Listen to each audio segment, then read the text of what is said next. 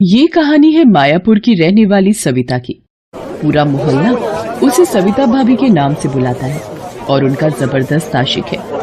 वो भी क्यों ना, सविता भाभी ने अपनी अदाओं से सभी के दिल पर जादू जो चला रखा है। वो जिधर से भी गुजरती, उनकी अदाओं को देखकर सभी के मुंह से आहें भरते हुए एक ही बात निकलती, सविता भाभी को फुर्सत में बनाया गया है।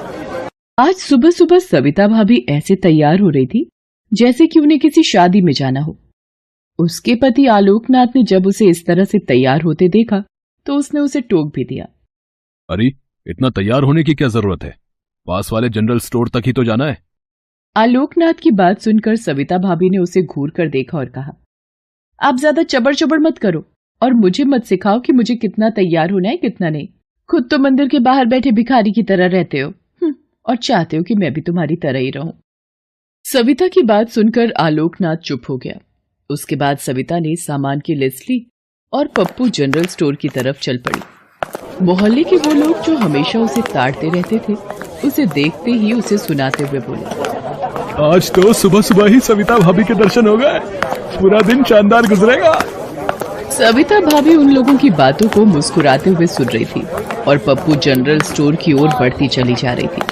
वो जनरल स्टोर पहुंची और मुस्कुराते हुए दुकान मालिक से कहा, गुड मॉर्निंग। अपने बही खातों में उलझे पप्पू ने जब सविता भाभी की आवाज सुनी तो अपने गंदे दांतों को निपोड़ते हुए उससे कहा, आज तो वाकई गुड मॉर्निंग हो गई सविता भाभी। सविता ने उसकी बातों का जवाब अपनी कातिलाना मुस्कुराहट से दिया। फिर सविता ने पप्पू जनरल स्टोर वाले को अपने साथ लाई सामानों की लिस्ट दी और उससे कहा, पप्पू भैया जरा मेरा सामान जल्दी से पैक कर दो, उनको ऑफिस जाना है। अरे सविता भाभी भैया मत बोलिए, पप्पू बोलिए ना, अच्छा लगता है। अरे वही पप्पू जी। जी नहीं, सिर्फ पप्पू। अच्छा बाबा पप्पू। आय हाय सविता भाभी, आपके मुंह से अपना नाम सुनकर कुछ कुछ होने लगता है। उसकी बातों को सुनकर सविता खिलखिलाकर हंस पड़ी। सिर्फ कुछ कुछ ही होता है पप्पू जी। सविता ने यह बात इस अंदाज में और लंबी लंबी सांसें लेते हुए कहा कि पप्पू झेंप सा गया और सविता से कहा, सविता भाभी मैं घर पर भी डिलीवरी देता हूँ, अगली बार से सिर्फ कॉल कर दीजिएगा, बंदा आपकी खिदमत में हाजिर हो जाएगा। बंदा? मेरा मतलब है आपका सामान आपके घर तक पहुंच जाएगा। फिर पप्पू ने सारा सामान उन्हें दिया और 4000 रुपए का बिल सविता को थमा दिया। बिल देखकर सविता ने कहा कि क्या पप्पू जी, आपने कोई छूट नहीं दिया क्या? आपको तो पता है मैं आपकी परमानेंट ग्राहक हूँ। अरे ऐसा नहीं है सविता भाभी, मैंने तो आपको पूरी छूट दी है। वो क्या है ना कि पूरे 4 महीने का बिल है ना, इसलिए इतना अधिक है। ओह, मैं तो भूल ही गई थी। अच्छा इसे भी लिख लीजिए, अगले महीने सारा क्लियर कर दूंगी। सविता की बात सुनकर पप्पू उसकी तरफ घूर कर देखने लगा तो सविता ने कहा, कोई प्रॉब्लम तो नहीं है पप्पू जी? प्रॉब्लम? अरे नहीं नहीं। सविता ने अपना सामान उठाया और फिर से एक कातिलाना मुस्कान देती हुई वहां से चली गई। ये उसकी अदाओं का जलवा ही था कि पूरे 1 साल से वो बिना किराया दिए ही किराए के मकान में रह रही थी। पिछले शनिवार को भी जब मकान मालिक उदय चंद्र किराया मांगने गया तो, क्या उदय चंद्र जी, मैं कहीं भागी तो नहीं जा रही आपको छोड़कर? आई मीन आपके मकान को छोड़कर। अरे सविता जी, मैंने ऐसा तो नहीं कहा, वो तो मैं इधर से गुजर रहा था तो इस तरफ भी आ गया। ये सुनकर सविता ने अपना हाथ धीरे से उदय चंद्र के हाथों पर रख दिया और तेज आहें भरती हुई बोली, हाँ क्या उदय चंद्र जी, आप बिना बड़े मतलबी हैं, इधर से गुजर रहे थे तो आए, कभी मन बनाकर भी आइए, हमें तो आपका इंतजार रहता है। सविता की बात सुनकर 3 बच्चों के पिता उदय चंद्र का दिल भी किसी फुटबॉल की तरह उछलने लगा। वो उस दिन भी बिना किराए लिए सविता के यहाँ से वापस चले गए। इस तरह ना जाने कितने लोगों से सविता ने बिना पैसे दिए अपना काम निकाल लिया था।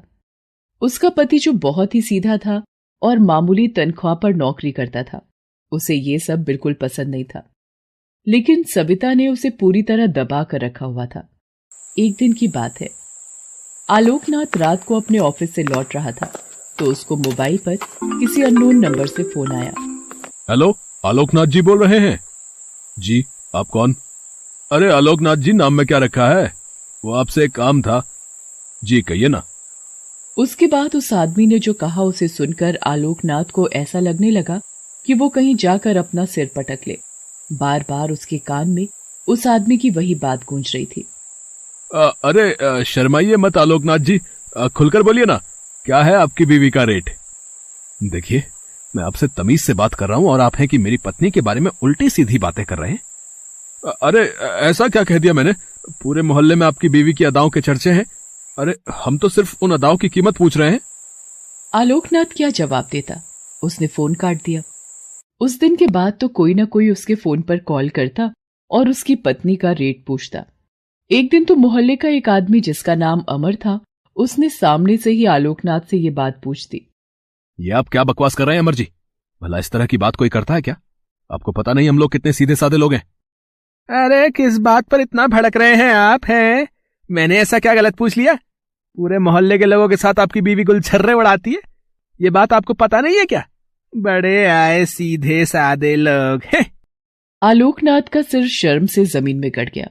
उस दिन उसने तय कर लिया कि चाहे कुछ हो जाए, वो अपनी पत्नी से इस बारे में जरूर बात करेगा। घर पहुंचते ही उसने अपनी पत्नी से इस बारे में कहा और ये भी बताया कि लोग उसके बारे में क्या सोचते हैं। उसकी बातों को सुनकर सविता चिढ़ गई। आप भी ना बड़े नैरो माइंड के हो। अरे औरत किसी से हंसकर बात कर ले तो ऐसा क्या गुनाह कर दिया? सविता, बात यह नहीं कि तुमने हंसकर बात की, बात यह है कि तुम्हारी हंसी का क्या मतलब लगाया जा रहा है। जिसको जो मतलब लगाना है लगाने दो। और हाँ, मेरी इस हंसी के कारण पूरे 1 साल से बिना किराया दिए इस घर में रह रहे हो। राशन वाले को राशन का पैसा नहीं देना पड़ता, दूध वाला भी फ्री में दूध दे रहा है। अगर मैं इस तरह ना हंसू बोलूं तो तुम्हारी मरियल तनख्वाह में तो सूखी रोटी भी नसीब ना हो, और छत की बात तो दूर ही समझो। सविता, जिसकी जितनी चादर हो उतना ही पैर फैलाना चाहिए। माना कि मैं कम कमाता हूं, लेकिन इतना भी कम नहीं कमाता कि तुम्हें पेट भर ना खिला सकूं। प्लीज तुम ये सब करना छोड़ दो, इससे तुम्हारी बदनामी होती है। देखिए, आप अपना लेक्चर बंद करिए और मुझे जो करना है करने दीजिए, नहीं तो मैं घर छोड़कर चली जाऊंगी। आलोकनाथ अपनी पत्नी को बहुत प्रेम करता था। वो उसकी भलाई चाहता था, लेकिन वो तो अपनी धुन में रहती थी।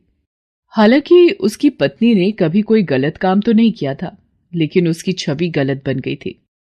लेकिन उसे पता नहीं था कि एक दिन उसकी यही छवि उसे कितना शर्मसार करने वाली है।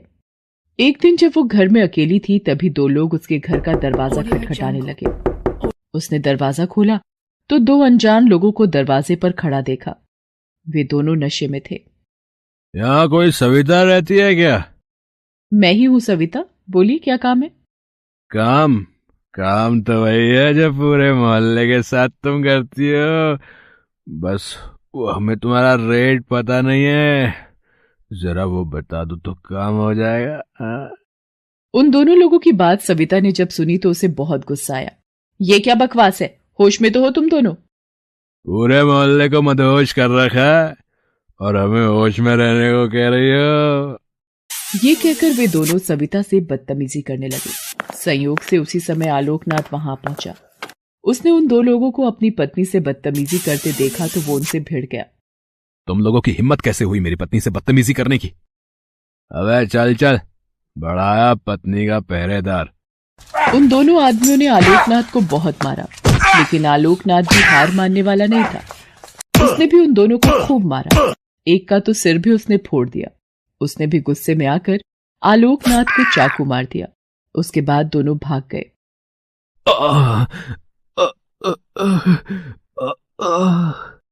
आलोकनाथ के पेट से खून निकल रहा था। कराहते कराहते वो बेहोश हो गया। सविता ने जब ये देखा तो तुरंत उसे लेकर अस्पताल पहुंची। डॉक्टरों ने उसका इलाज शुरू किया। पूरे 48 घंटे बाद वो होश में आया। जब उसे होश आया तो सविता उसके पैरों के पास बैठी हुई थी। उसकी आंखों से लगातार आंसू बह रहे थे। मुझे माफ कर दीजिए जी, मैंने कभी आपकी बात नहीं सुनी, अपनी ही मस्ती में मस्त रही, आपका अपमान किया और आपकी बेइज्जती भी कराई। लेकिन मुझे नहीं पता था कि मैं उस बारूद में आग दे रही हूँ जो कल मुझे तो झुलसाएगा ही, आप भी उसकी चपेट में आ जाएंगे। सविता, जो बीत गई उसे भूल जाओ और नया जीवन शुरू करो, क्योंकि बीते को याद करते रहने से वर्तमान खराब होता है। तुम मेरी पत्नी थी, हो और सदा रहोगी। मैं तुमसे प्यार करता था, करता हूं और सदा करता रहूंगा। यह सुनकर सविता ने अपने पति को गले से लगा लिया